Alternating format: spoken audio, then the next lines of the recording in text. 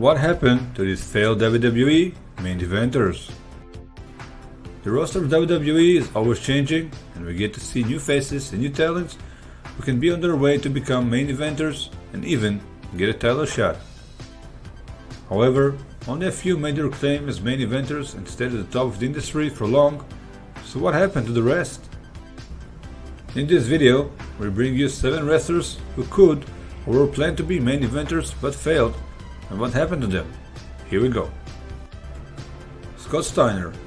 During his days in WCW, Scott Steiner enjoyed huge success, winning multiple championships, including the WCW World Heavyweight Championship.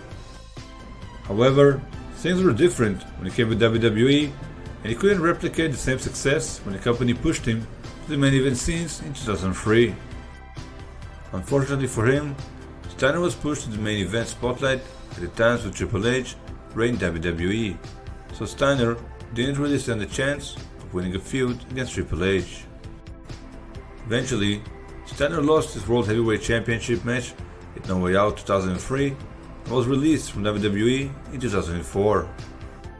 These days, Scott Steiner continues to work in the independent circuit and had his last known match at the UPW Pro Wrestling event in April 2023. Ryback. When the days of the Nexus faction were gone, WWE decided to rebrand Skip Sheffield as Ryback and give him a big push. He was supposed to be the next monstrous superstar of the company, and to demonstrate it, he squashed local talents for multiple weeks until he was considered for the WWE Championship. Ryback started a rivalry with CM Punk over the WWE Championship in late 2012, but lost. In 2013, he tried to win the title from John Cena and failed once again. As time passed, WWE pushed him down the ranks, and in 2016, Ryback left the company. He hasn't competed in the ring since 2018, but tried to keep himself relevant when he made controversial statements and teasing his return on multiple occasions. Thank you for choosing to watch our video. If you enjoyed so far, please like and subscribe to support our channel. We truly appreciate it. You can also hit the bell icon to get notified when we upload new videos to the channel. Now, let's continue. The Great Khali. The Great Khali was huge, 7 feet and 1 inch tall, and weighed over 400 pounds. WWE decided he can be their guy to compete for the World Heavyweight Championship. However, Khali struggled, to say the least, with his in-ring work and verbal skills, which were terrible.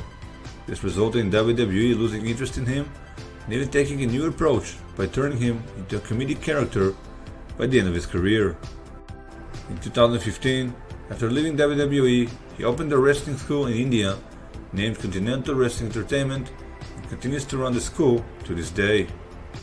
WWE superstar Shanky, as well as Kavita Devi, were products of his wrestling school.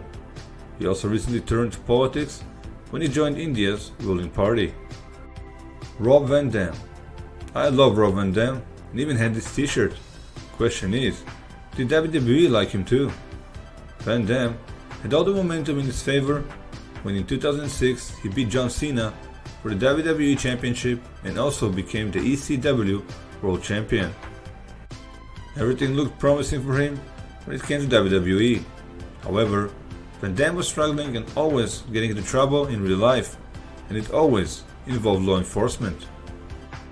To one occasion, he was pulled over for speeding and everything was going fine until the officer smelled what seemed to be marijuana. Eventually, he discovered RVD to be holding 18 grams of marijuana alongside 5 Vicodins. So, WWE had no choice but to take both the titles off RVD, one after the other. He still enjoyed some success in other companies, but WWE never considered him a main eventer after his real-life incidents. These days, he makes sporadic appearances for WWE while still competing in the Indies. He's also the chairman of United American Petroleum Corp., with whom he merged his cannabinoid company, RVD CBD. Alberto Del Rio. Del Rio had a good run with WWE, winning the championship 4 times, as well as the Royal Rumble and Money in the Bank. So what happened? Del Rio found himself involved in backstage controversies, having creative differences with the company. Basically, going head to head with WWE, which is never a good idea. WWE then decided to close the doors on him permanently, and the company never showed any interest in bringing him back. These days, he performs in the Mexican independent circuit, mostly for Lucha Libre AAA worldwide. Samoa Joe. After excelling in NXT, WWE brought Samoa Joe to the big leagues and the main roster in 2017, where he established himself as a monster heel. He was put in multiple World Championship matches, including a one-on-one match for the Universal Championship against Brock Lesnar and WWE Championship matches against AJ Styles and Kofi Kingston. However, WWE didn't book Samoa Joe to win the titles, and his problems with continuous injuries caused the company to eventually release him in 2021. Triple H did manage to get him re-signed, but Joe kept on suffering from injuries, which caused WWE to release him once again in 2022. Today, he is signed with AEW, where he quickly became two-time TNT champion and is the current reigning ROH television champion. Mr. Kennedy. Mr. Kennedy had the perfect in-ring and verbal skills to become the next big thing in WWE, and the company felt the same way, having him win the Money in the Bank ladder match at WrestleMania 23.